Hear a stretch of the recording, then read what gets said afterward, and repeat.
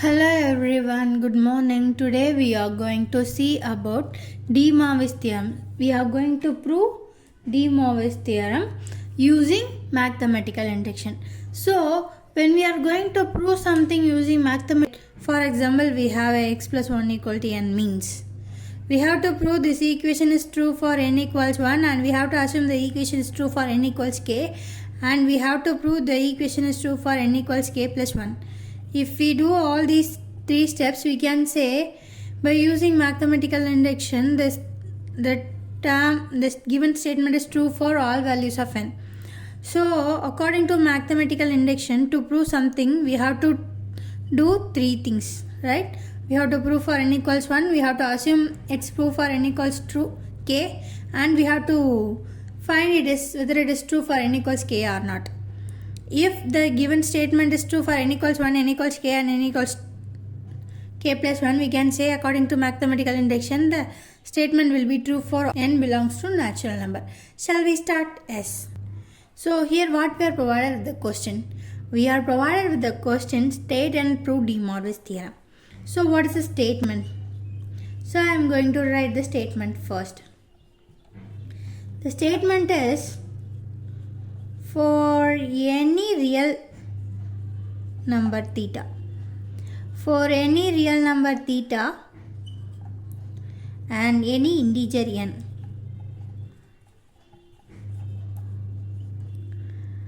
cos theta plus I sin theta power n equals cos n theta plus I sin n theta. This is what we have. This is a statement of de Moivre's theorem. What is the statement of de Moivre's theorem? For any real number theta, for any integer of n, we must have cos theta plus I sin theta power n equals cos n theta plus I sin n theta. Right? This is the statement and we have to prove this using mathematical induction. Shall we? Yes. So now we are going to the proof session. So proof. Let I am going to assume n be a real number. Right. We are going to prove using. We prove the theorem using mathematical induction. Theorem using mathematical induction. Right. We have to be clear in what we are proving and which method we are proving, right? So I am writing this, right? Right.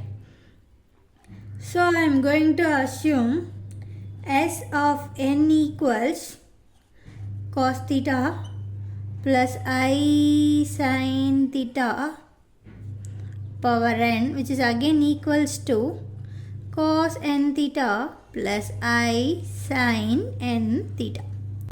Clear? Clear.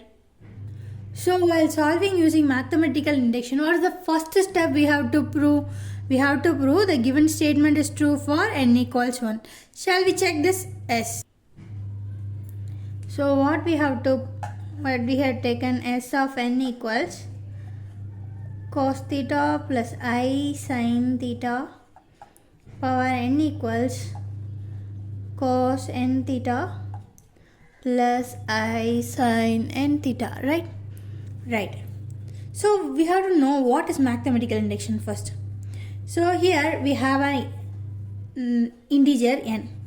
So we take n is a real number, right? So n belongs to natural number. So if the statement is true means the n should behave the n should behave in the same manner for all the values of natural number. To check this, according to mathematical induction, if the statement is true for n equals 1 and n equals k and n equals k plus 1, we can say the statement will be true for all values of n, right? Right. So for this now I am going to take n equals 1. So I am writing put n equals 1. So it will become S of 1. So we are going to check, right? So I am going to take left hand side LHS equals S of 1 equals cos theta plus I sin theta power 1, which again equals cos theta plus I sin theta. Now I am going to take right hand side, which is also S of 1. So here cos 1 theta plus I sin, we are substituting 1 in place of n, right? Right. So it will become cos theta plus I sin theta, because 1 multiplied by theta is theta. 1 multiplied by theta is theta. From this I can say left hand side equal to right hand side. So the statement is true for n equals 1. The statement is true for n equals 1. Right? Right. So now I am going to assume the statement is true for n equals k.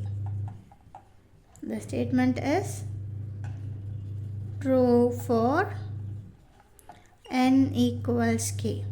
So the statement will becomes S of k equals cos theta plus I sin theta power k equals cos k theta plus I sin k theta. Clear? Clear. So now I am going to check for whether the equation is true for n equals k plus 1. So I am taking let n equals k plus 1. So it will become S of k plus 1 equals cos theta plus I sin theta power k plus 1. So if something in power is in addition, means we can separately write the powers, right? Okay. So I am writing cos theta plus I sin theta power of k multiplied by cos theta plus I sin theta power of 1. Right? Right. So what we know from here, we can write, right? Cos theta plus I sin theta power k equals cos k theta plus I sin k theta. Right? So I am writing cos k theta plus I sin k theta multiplied by cos theta plus I sin theta. Right? Right. So now we are going to do this. We are going to multiply this, right? Right. So if we have cos A plus I sin A multiplied by cos B plus I sin B means, how we will multiply? What will be the answer? So what will be the answer means, it will becomes cos of A plus B plus I sin of A plus B. Clear? So if we multiply two cis thetas of different angles, we can easily add cos of both the angles. So we can add the angles plus sin of, we can add the angles of B. Clear? If you are clear means we are going to do the same thing here. Right? Right. So here also cos, in place of cos A we have cos k theta, in place of cos B we have theta. So both the things are in multiplication, here are in multiplication. So I can write cos of k theta plus theta plus I sin, in place of A we have cos theta, in place of B we have theta. So I can write k theta plus theta. Clear? Clear. So now I am going to see here in both the terms we have theta. So I am going to take this theta as common. So it will become k plus 1 theta plus I sine. Here also I am going to take theta as common. K plus 1 theta. So from this we can say, so it is S of k plus 1. So now I am going to compare with S of n. So what is S of n? Cos n theta plus I sin n theta in the right hand side, right? Right. So here I will write completely so that we can understand clearly. So what we find is S of k plus 1. What is in the left hand side? Left hand side we take is cos theta I sin theta power k plus 1, right? What we found now, which is equals to cos k plus 1 theta plus I sin k plus 1 theta, right? Right.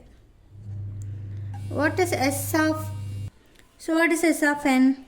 S of n is cos theta plus I sin theta power n equals cos n theta plus I sin n theta.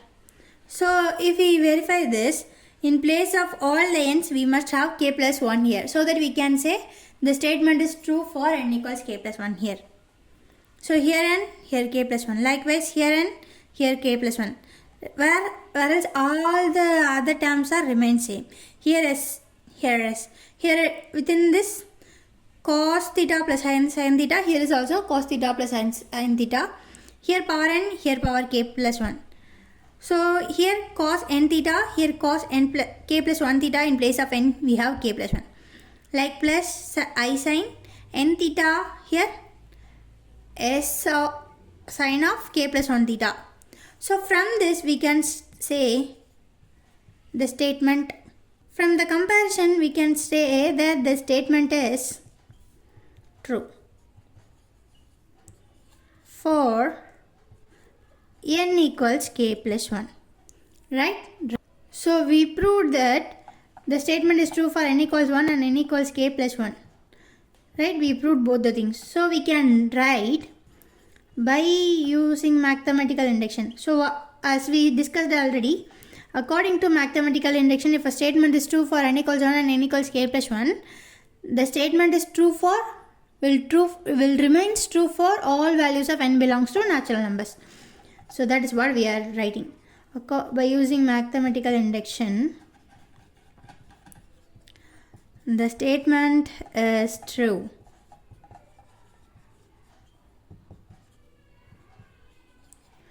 for all values of n belongs to natural number. Clear? So I hope you are all clear with this sum. Thank you.